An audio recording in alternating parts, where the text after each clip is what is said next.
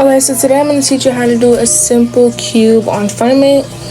Nothing too crazy, nothing too hard, it's just really easy. So first you want to open the Funimate app, and you want to go to the plus, and you want to press edit video, and find your audio. So now that you got your audio, you want to press these little this little square plus thing right here, and you want to press group. Then you want to press it again, and you want to press image. You get your image together and make sure your image is centered. If you like accidentally move it, that's fine. You can just recenter it and match it up with these purple lines right here at the top and then at the sides. So I'm gonna make it like a 1.6 second cube, nothing too long. So first you want to press 3D, then you want to go to, okay, so you have two different options. You could do a regular cube, you know, to look something like this, or you can do an R cube, which looks something like this. For the R cube, sometimes it'll like make your image, it'll stretch your image out, but you can easily fix that by just cropping it. I'm gonna do this, and sometimes when you do crop it, it doesn't look right with the R cube, so you might have to use a regular cube, but that's fine because it'll look nice either way. But for this image, I'm gonna use the R cube because it looks a little bit better to me. So once you do that, you wanna add a keyframe at the start. Oops, let me put this back in 0. You want to add a keyframe at the start and at the end, and to the keyframe at the end you want to like up the numbers, or you can even do negative, just whichever you prefer. So you want to do the same thing for rotation X, rotation Y, and rotation Z. Keyframe at the start, keyframe at the end, and make it look how you want it to look. You may even, once you like do your final keyframe, which is rotation Z, you might even have to like go back and change some of the like numbers for it, depending on how you want your cube to look. So we got it should look something like this. It won't look exactly the same if you change your numbers, but if you didn't change your numbers, you copy the numbers I did, and it should look the same. And then you want to do a custom. So you can use these graphs if you want, but in my opinion, I really don't like those graphs. I normally do custom graphs. So today we're gonna do a custom graph, and you can do two different graphs. You can use the graph like this, and if you use this graph, which it will be the same for each one, it will be the same for rotation Z, rotation Y, rotation X. So if we do a graph like this, then my cube should look something like this. But then we have another graph that I use a lot, which is this graph.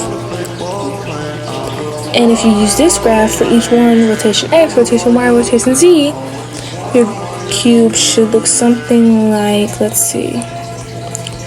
Your cube should look something like this. So we're going to use this graph because I prefer this one for cubes. So after we got that, you want to go back to the keyframe. You want to go to scale, and you want to press plus keyframe, and then add another keyframe at the end. So you want to make the first keyframe 0, and then whatever your scale is, you want to make it whatever your scale is. So then we're going to make it zoom in, so we're going to do something like a keyframe like this. And you want to press add, and you want to go to blur, and you want to do track and blur, because you could do, if you want to do motion blur, just once you're on like this thing, just go to motion blur and do 100.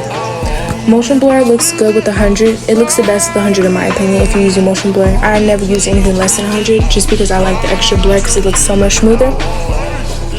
But for track and blur, I always leave it at 60. I never change it because it automatically comes at 60, but you can change it, you can make it go up, which it seems like a lot, so let's just take it back down to 60, or you can go down obviously, but it's up to you, whichever you feel, if it needs more blur or less blur. So now you got your cube, and it's going to take you back to the regular screen. So let's just put this down really quickly. It's going to take you back to the start off screen. So then for this, you want to press keyframe, you want to press scale. I normally do the first keyframe at like the middle, and then the last one at the end to make it like a zoom out. To make it like a zoom in, zoom out type thing. And then you want to do a graph like this. And then of course you want to add track and blur. It gives it a nice smooth finish. So your final product should look something like this. And if you wanted to give like your cube a little glow effect, you can duplicate it into the bottom, to the bottom duplicate layer. Just press keyframe, press add, and then go to blur and add zoom blur. And you can even make the scale, just, you know, zoom it up a little bit if you like want more glow. Just like that, just zoom it up. Not too much though, because you don't want your other cube to show, and then you should have something like this. And this is all on the free version of Funimate. I did not use the pro version, so you don't have anything. It's just I hope that tutorial helped you, and I hope that you understood everything I said, because I'm going to go edit this video and probably going to be like, what did I just say? But I hope you understand it. And if you happen to like this video and you want to see more tutorials, leave suggestions in the comments. Make sure to like the video and subscribe. But I hope that helped, and have a good day.